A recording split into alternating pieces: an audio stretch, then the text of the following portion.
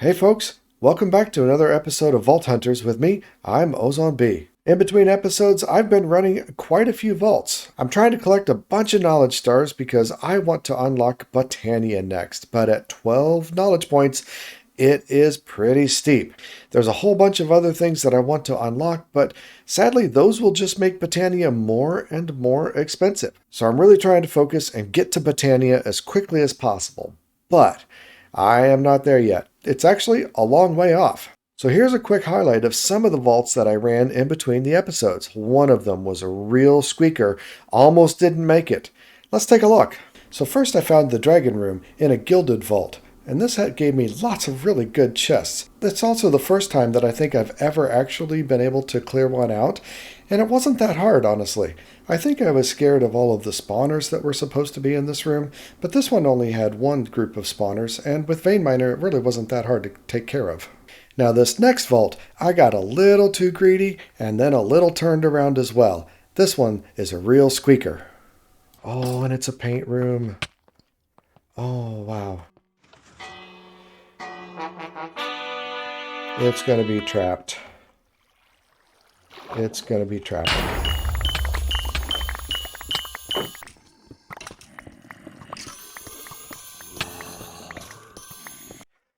Okay, 3 minutes.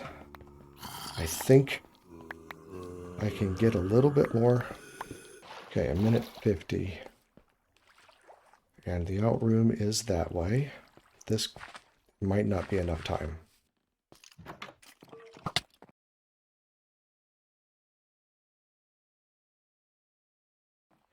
Oh, hell.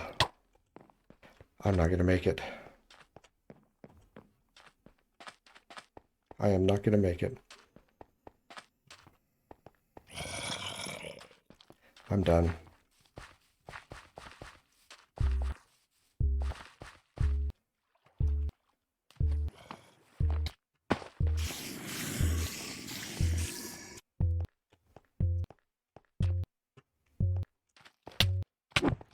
"16 seconds.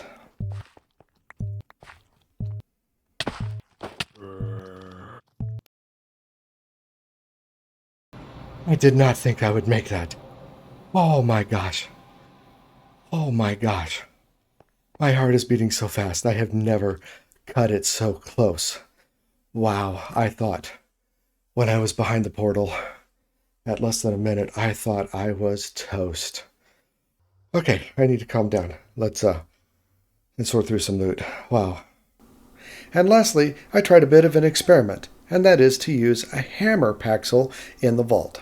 Time to try another paxil setup. My last two ended up being fragile, which is not so great. So here we go. Let's get something good. Hammer. Yeah. I mean, I like hammer in certain situations. I don't know that I want it in the vault, but I guess I'll try.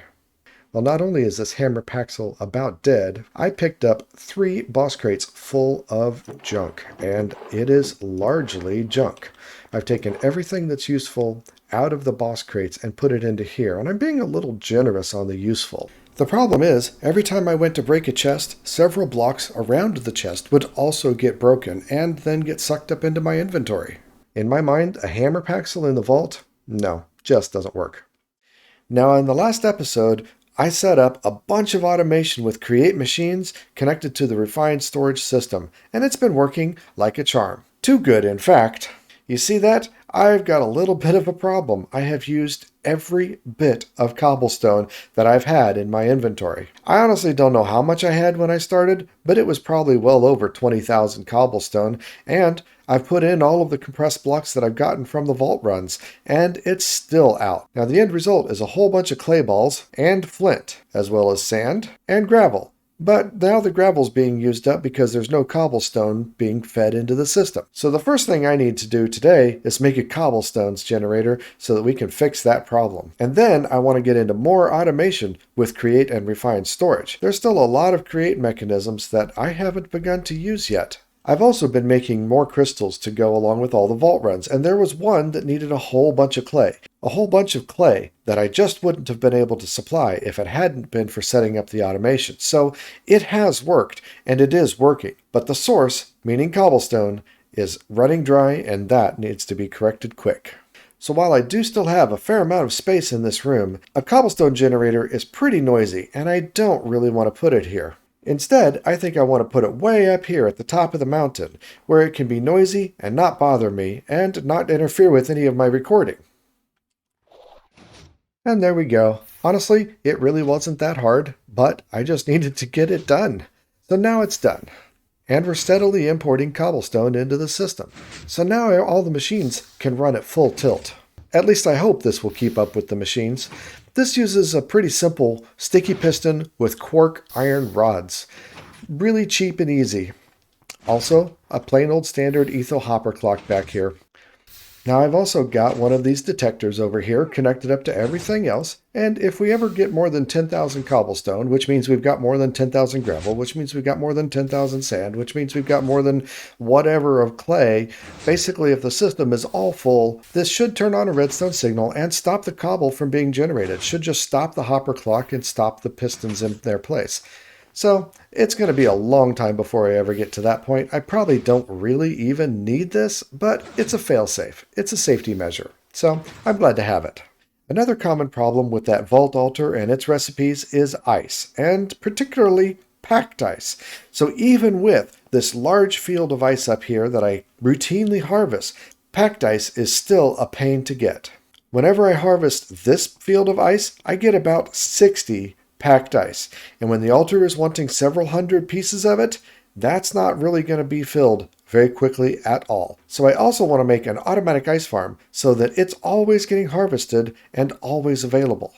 Automation like this really makes a difference as you get deeper and deeper into the vaults and your vault altar wants more and more materials. So this is the focus that I'm going to be having for the next few episodes. I want to automate everything. Everything that I can anyway. You can see there's snow layers around, which means it's cold enough for the ice water to freeze, but just barely. Nevertheless, I do want to make an ice farm automatic, and this is the perfect place to do it. I've already got my refined storage connectivity coming up here to get the cobblestone, so right next to here, I think I might want to move my basalt generator, and right next to that, let's put the ice generator. Basically, all the things that are popping pistons all the time and making lots of noise, I want them to be up here so they're out of the way and out of earshot. You know, out of sight, out of mind kind of thing. But I'll worry about the basalt generator later. I'm not too terribly worried about it right now, as it's pretty easy to get a bunch of. So the ice farm, though, I want to get it going right away. And the way I'm going to do that is with refined storage destructors. Isgal's video showed using the destructors with a Silk Touch upgrade in order to mine stone from a cobblestone generator like that. I think that's wasteful for stone. However, for ice, I think it's very worthwhile. And you need the Silk Touch in order to be able to collect it. Most of this farm will be basic redstone. The destructors are only there to get it into the refined storage system. So let me start work on getting this built up, and I'll come back and show you how it works in a little bit. Shouldn't be too hard. But isn't that what they always say? So here we have something that I think should do the job. It's pretty darn ugly, and I've got this space reserved so that I can eventually bring over the basalt farm down below.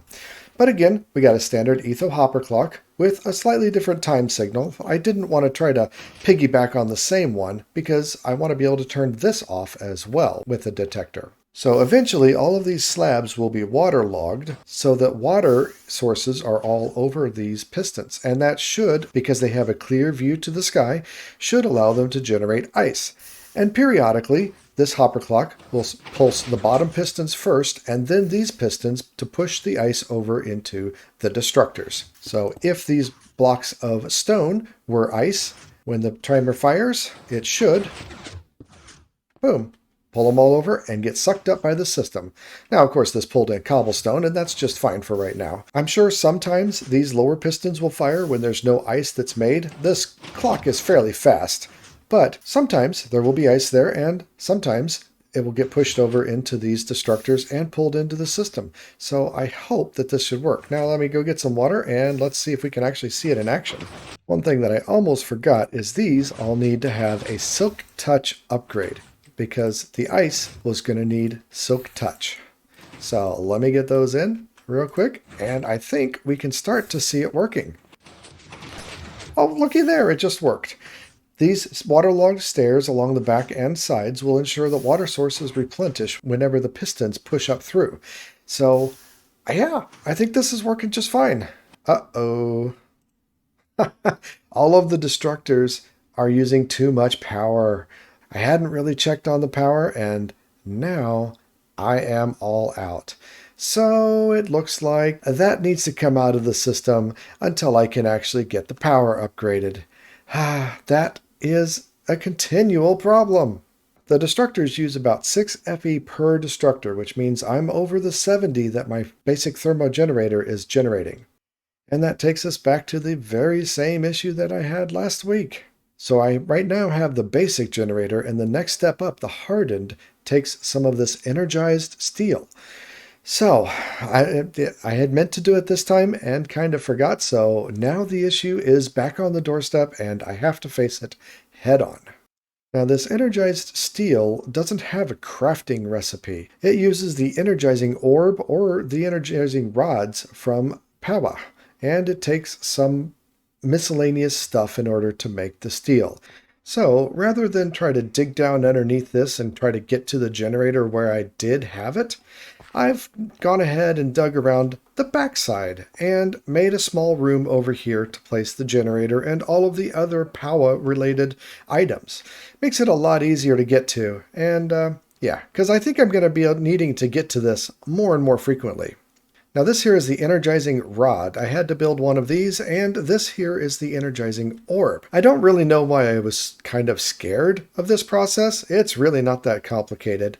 You just take some of the ingredients, which is gold, iron, there we go, and a perfect alexandrite, and put it into this orb, and then there's a little beam that comes from the rod to the orb. This takes quite a long time with just this starter rod, but it gets there eventually. And the result is this energized steel. You get 4 pieces of the energized steel. So yeah, it's not that big a deal. I just had to do a little bit of prep work and a little bit of research. But I think this setup is good to go now. I expect I'll be needing to upgrade this rod and maybe the orb? Actually, no, the orb doesn't have different tier levels to it. But working with Pawa is really expensive. Well, I won't say really expensive, but it's expensive. Because here's my basic, and it takes one of these dielectric casings and some capacitors. And when I go to the next level, this harden, it takes another dielectric casing and some more capacitors and some more of these plates and just general more ingredients. Going from the next level after that to blazing, again, takes another dielectric case. And all of this stuff is really kind of draining on the beniatite and larimars. So it just takes a lot, and it's a little frustrating to work with. I probably will resist upgrading this any more than I need to. There's a little progress meter down at the bottom, shows you how fast we're going. It needs 30,000 FE transferred to the orb in order to complete the process, and it's currently 76% done. Like I said, it's pretty slow. Each one of these things takes at least a minute or two. And there we go. Now we can just click out and we got the 4 energized steel complete. I'm going to need a little bit more, so I need to do this again. So I'll come back to you when I'm all said and done. Oh yeah, I was also not really paying attention, and I made one of these player transmitters instead of the energizing rod. I'll have to look up and see what this does. That was a kind of costly mistake, but I expect eventually that I'll want to use it for something. Although at the moment, I have no idea what it does. Here we go, upgrading the basic to the hardened version after doing a wee bit of crafting. Back in place, yeah, filling up with water. And now we can generate 180 FE per tick. The previous one was 70 FE, so this is over 100 FE per tick more with this level. And if we go up to the next level, the blazing, that generates 400 FE per tick. So again, double. I kind of don't expect that I'll need the next level, at least not for a while, but the way this pack goes, you can never be sure. But now I can get up here and reconnect my ice farm and turn off the lever so that the pistons start moving once again. And let's see that it works. This doesn't seem to be working anymore.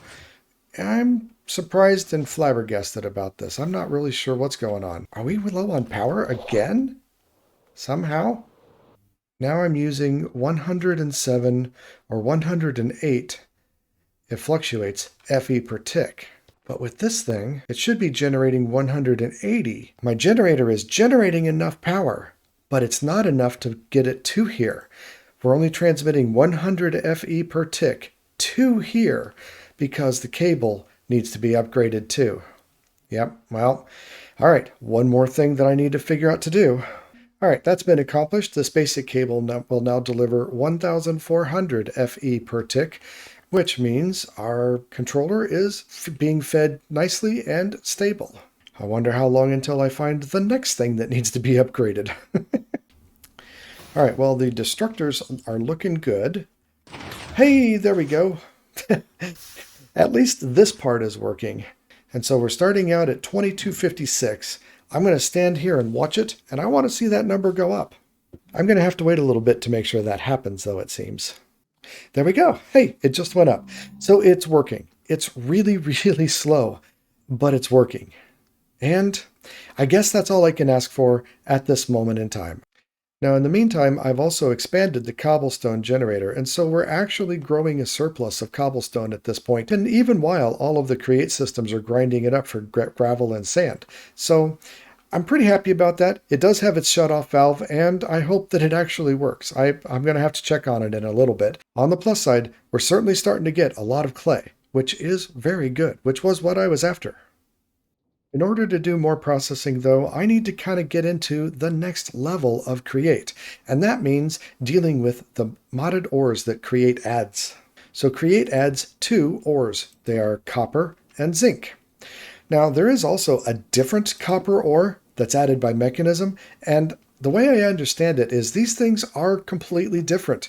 Even though they both say copper, they might as well be 2 totally different names. So the ones that are added by Create are the ones that we're interested in right now. Now, of course, you can smelt these just like you would any other ores, and you'll get 1 ingot out of it. But Create also adds a way to get a little bit more. Many of the mod packs offer ways to get more ingots out of your ores than the standard vanilla mechanisms. For Create, we use the crushing wheels. And so by putting the ores into the crushing wheels, they get ground down. And in the end, you get some crushed ores and a little bit of cobblestone. Now this crushed ore, you can't do anything with it by itself. But put it into a washing station like this, and let it get all washed up, and that crushed ore turns into nuggets.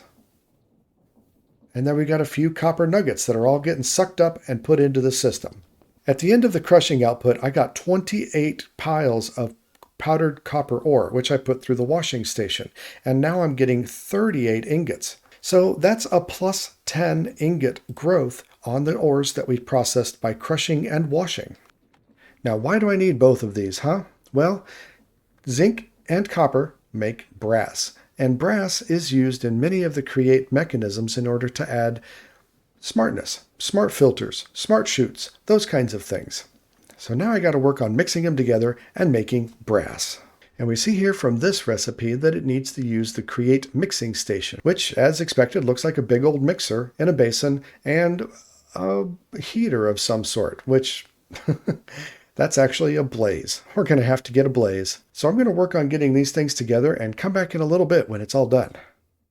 I'm back down here in my blaze spawner farm because, well, I need to capture a blaze.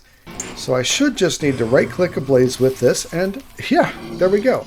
I have a living fireplace. And it's got a little blaze in there. He looks a little weak, doesn't he? I think you got to feed him, but I'll do that later.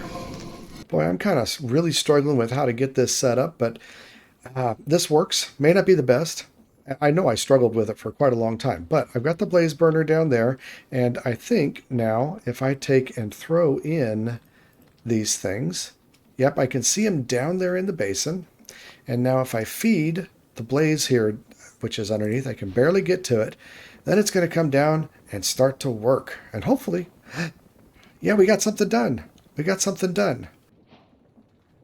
So now I got some brass. With brass, you can start making these brass funnels, which allow you to apply some filters and a little more intelligence to how you work with things. So that's where I'm at right now.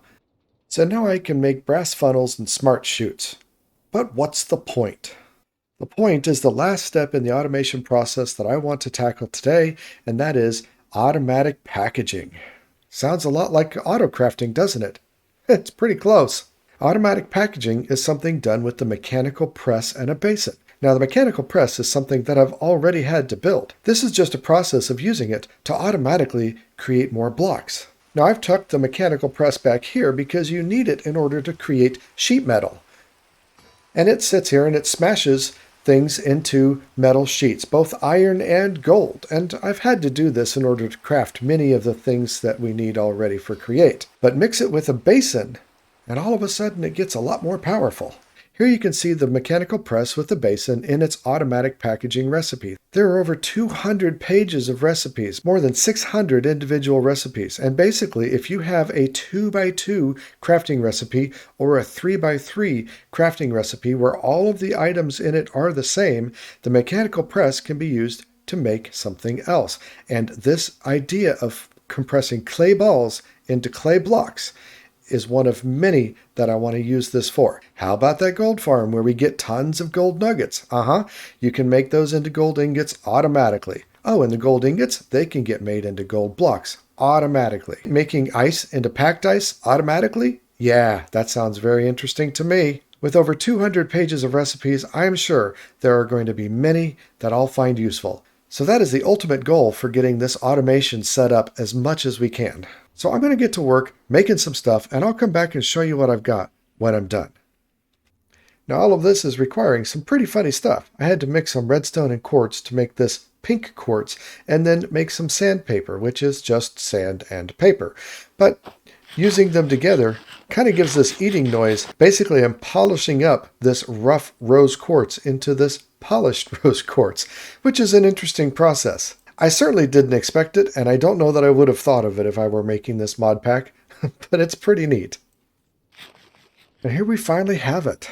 It's not quite hooked up to the refined storage system yet, but the proof of concept is here. So we have the mechanical press going down into the basin, and this is what does the automatic packaging. The input will be over here on this chute, and I'm going to have to hook this up to the refined storage system with an exporter, much like we've hooked up an exporter over here on the grinding wheels. This is an andesite funnel, and basically it will take anything on this conveyor belt and put it into the basin. The flip side over here is a brass funnel, and this will take things out of the basin and put it back onto the conveyor belt. But this filter is what makes all the difference in the world. Anything that we want to put through here has to have a filter set up. So if we put iron nuggets through here, then we have to have an iron ingot in the filter to go through. If we want gold nuggets to go through here, we need a gold ingot. So that once the press happens, this brass funnel will extract it from the basin and put it back into the rest of the system. Without this filter, any items that go in will just simply come right back out, and they won't hold up inside. Now I'm going to have to put a chest right down here, and that chest will be hooked up to an importer on the refined storage system. So by controlling what gets exported from refined storage, everything that it gets exported will come through this chute and get stuck inside the basin. The basin also has a very interesting property in that it will allow multiple kinds of items to reside in here. So if I throw some iron nuggets here, they get picked up and put into the basin. And if I put some clay balls in here, they get picked up and put in the basin. Neither one of them are enough to make a stack of something and make the automatic packaging happen. But if I throw in 2 more clay balls, then they get picked up, then it smashes down, and the clay block goes out, but the iron nuggets remain. So we can have a whole host of things going through here, and items will just store and build up inside this press until there's enough of them to be pressed into something. And so I don't have to worry about how many of a certain thing I have going through here. I can just say, put all of the iron nuggets through this system, and they'll stay here until I get 9, and it can press it into an iron ingot. And I can say, put all of the clay balls through this system, and they'll store up in here until I get enough to make a clay block. It seems almost too good to be true. I'm going to test the limits of how far this can go. I don't know about you, but that sounds like a very powerful way to use Create and Refine Storage in order to accomplish some automation. Another great technique is when it comes to filling out the items for the filter, you can use the JEI. You don't have to have a gold ingot in your inventory. Just search for it in the JEI and you can drag it over. That makes things a lot easier as well. So there we can see it's working. Things are being pumped out at a good clip. Right now I've got it compressing clay into clay blocks, like I showed before, in an automated fashion. I do have some snowballs and some gold nuggets in here waiting to be pressed more. I think things could sure use to be sped up just a little bit more though.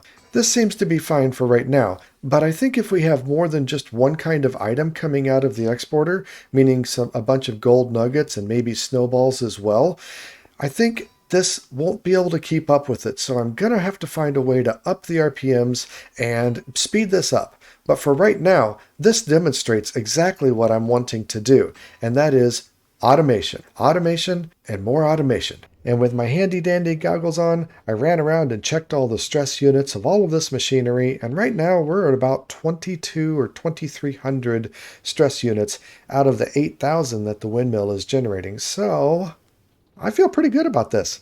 There's a lot left to be done. But sadly, that's going to have to wait for another week. As far as vaults, I keep running vaults. I'm almost level 60. And I expect by the time we come around for the next episode, I'll be well over that. And so it's back to the vaults for a little while for me, I guess. So that's it for now. Remember, be excellent to each other, and I'm out.